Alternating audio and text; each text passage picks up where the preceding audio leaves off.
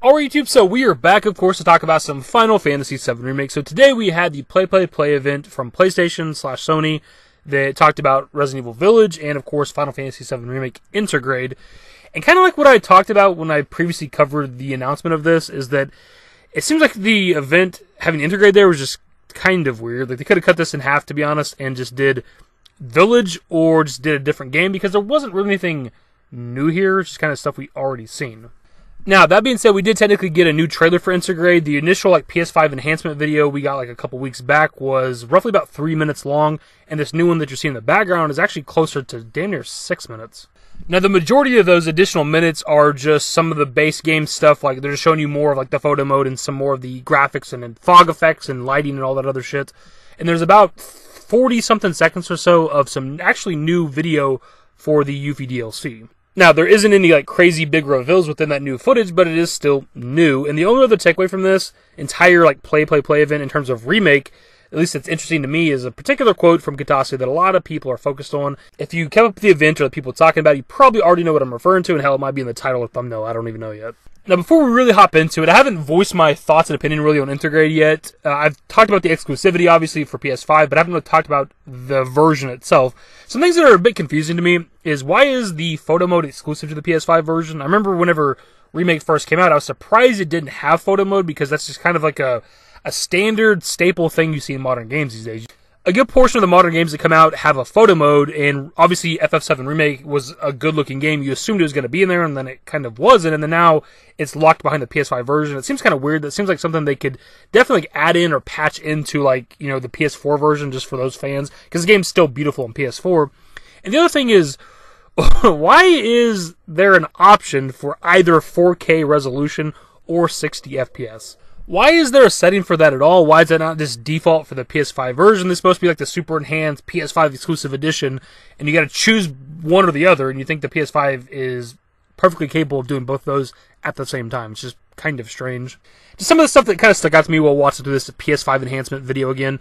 Anyways, onto the new Yuffie footage. There's not really a whole lot of new things to take away from this, but the one thing that I did notice for sure is when it opens up, it's kind of a continuation of that blonde-haired character that's distracting the Shinra guards for Yuffie and so on. Look, a Moogle! Stop! You guys just don't know when to quit! So it seems like whatever this guy's distracting the guards for us for, this is the area we're going to end up at, I guess. And to be honest, really the only other takeaway I got from the new Yuffie footage, unless I'm missing something, amongst all the combat, there could be some new stuff, is that big robot that they're fighting within the initial Intergrade/Yuffie trailer, when it first drops down in that trailer, it seems a lot longer, a lot more body pieces, a lot more legs, but in the new video that we're looking at here in the background, it seems like it's a lot shorter, maybe we can knock pieces of its body off or something. Also, clearly its face opens up into some sort of drill type thing, which seems to be a new phase that we didn't see in that initial trailer, I don't believe. And to be honest, that's really the only things that stood out to me from the new footage in this new trailer. Other than that, it just seemed like some combat that we already seen. If there is new stuff, be sure to let me know in the comments. I just didn't notice anything. Anyways, on to the juicier bit, the thing that most people are talking about from this event. Now, during Play, there were two hosts, a man and a woman, and the woman actually asked Kitase about whether or not Jessie is alive, and he gives a kind of interesting response.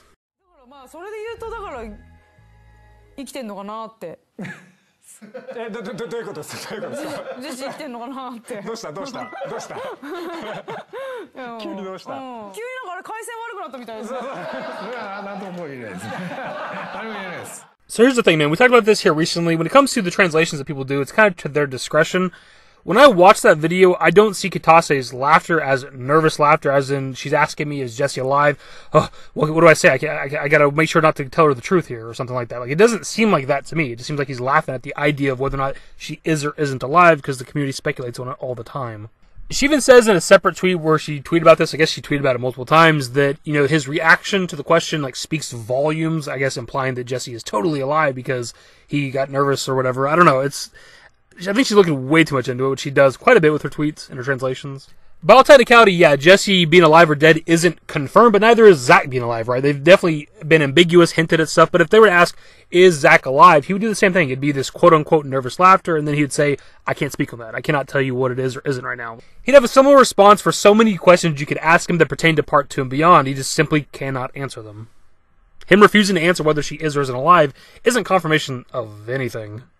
Look, I just want to get my thoughts on that, my dudes, because so many people have seen that translation and just took it and ran with it and just talking about it, super hype, Jessie confirmed alive, stuff like that. That's kind of the issue with Audrey sometimes is, you know, I appreciate her work, like I said. I love what she does for this community. But so often she does the translation, but then gives her opinion on that translation, and people take it all as fact. So she's the one that's kind of speculating maybe Jessie is alive, and people are taking it as confirmation. And just to kind of get my thoughts on the idea of Jessie being alive, I've spoken this quite a bit on the channel here. There's part of me that wants it because she was such a fantastic character in part 1.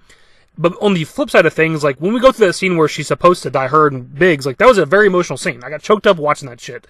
And if we go into part 2, and Jessie, Biggs, and Wedge, they're all 3 alive, then that scene means absolutely nothing on your subsequent playthroughs. It's just a bullshit scene now. And that bothers me. I don't want that. Because here's the way I look at it, man. We didn't actually see Wedge die, even though he got, like, thrown out the window by the Whisperers, so I take that as him being alive. We got confirmation at the end of the game that Biggs is alive, and then with Jessie, we just see a glove on a table.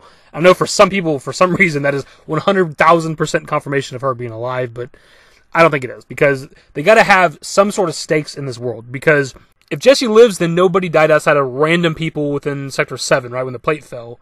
You gotta have a named character death to hate Shinra and hate Sephiroth and want that revenge.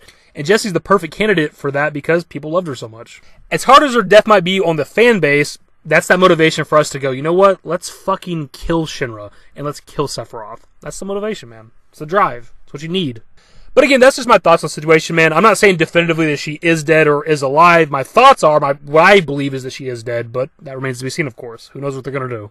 Other videos, that's the video. Hopefully you enjoyed it. If you did, give it a thumbs up. Subscribe to the channel if you guys aren't wants to do more Final Fantasy VII Remake content. Turn on my notifications. Follow me on Twitter, @DavidYT. I'm on Discord. Links to social networks are in the description. Into the outro. Later, guys.